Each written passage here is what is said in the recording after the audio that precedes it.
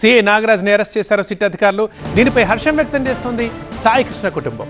చెప్పినట్లుగానే సీఎం చంద్రబాబు న్యాయం చేశారంటోంది సాయికృష్ణ ఫ్యామిలీ.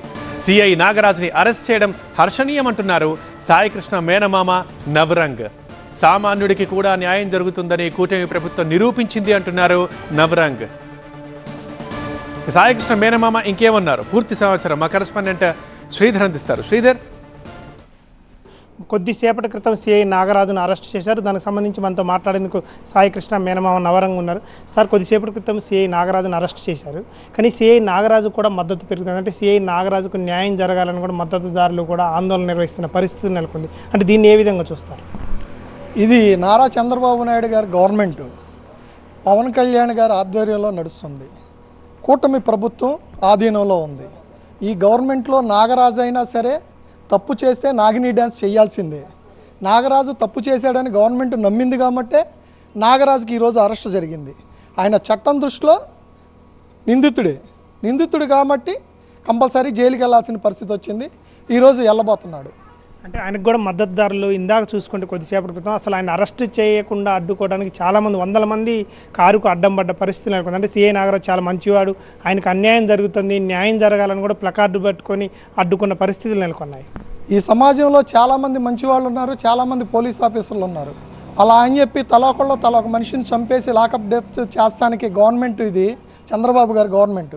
తప్పు చేసిన వాళ్ళు శిక్షించడం కోసమే కదా గవర్నమెంట్ ఇంత కష్టపడి అధికారంలోకి వచ్చింది. ఇలా గాదే విజయలక్ష్మికి జరిగిన ఏ అన్యాయం కూడా రాష్ట్రంలో ఏ మహిళ ఏ తల్లి కన్నీళ్లు పెట్టకూడదు అన్నదే చంద్రబాబు గారి మహాసంకల్పం. పవన్ కళ్యాణ్ గారి ఆదేశాలతో జరిగిన అరెస్ట్ ఇది. దాన్ని ఎవరు తప్పించలేరు. చట్టం దృష్టిలో అందరూ సమానమే. ఈ ప్రభుత్వం కరెక్ట్గా పేదోడికి కూడా కింద స్థాయికి కూడా న్యాయం చేసిద్ది అన్న నమ్మకంతోనే చంద్రబాబు గారి పరిపాలన సాగుతుంది అనడానికి నాగరాజు గారి అరెస్టే ఉదాహరణ. అంటే నాగరాజు అరెస్టుతోని మీకు న్యాయం జరిగిందని భావిస్తున్నారా?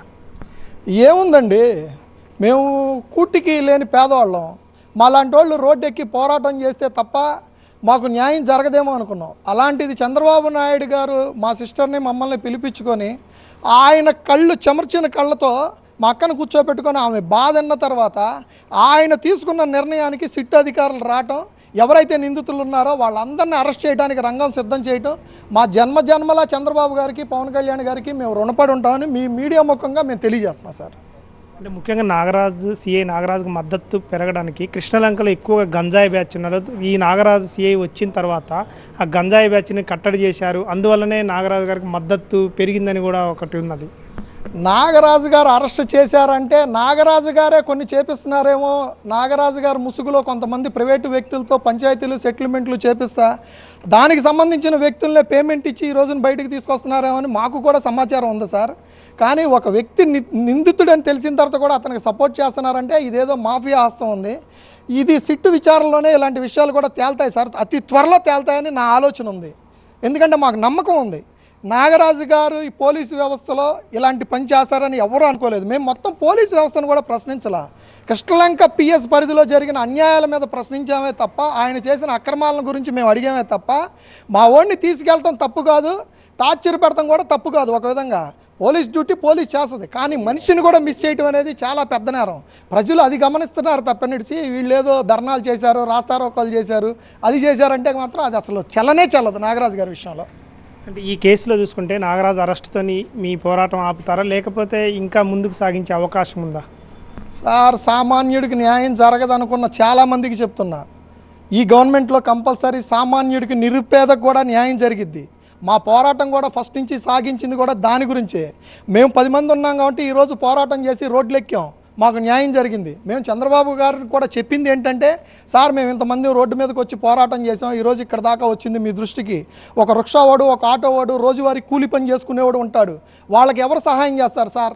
మాకు ఈ తల్లికి జరిగిన అన్యాయం ఏ తల్లికి జరగకుండా మీరే చూడాలి సార్ అని రిక్వెస్ట్ చేశాం సార్. ప్రభుత్వానికి ఇంత న్యాయం చేసిన చంద్రబాబు గారికి, కూటమి ప్రభుత్వానికి కృతజ్ఞతలు తెలియజేస్తూ సెలవు తీసుకున్నాం సార్. ఖచ్చితంగా ఎవరైనా తప్పు చేస్తే శిక్షించవచ్చు, కానీ మనిషిని మాయం చేయడం అనేది తప్పు. ఈ కూటమి ప్రభుత్వం మాత్రం మాకు ఖచ్చితంగా న్యాయం జరిగిందని మాత్రం సాయికృష్ణ మేనమామ నవరంగ్ అంటున్నారు. వీడియో జర్నలిస్ట్ శ్రీరామ్తో శ్రీధర్, టీవీ9 విజయవాడ నుంచి.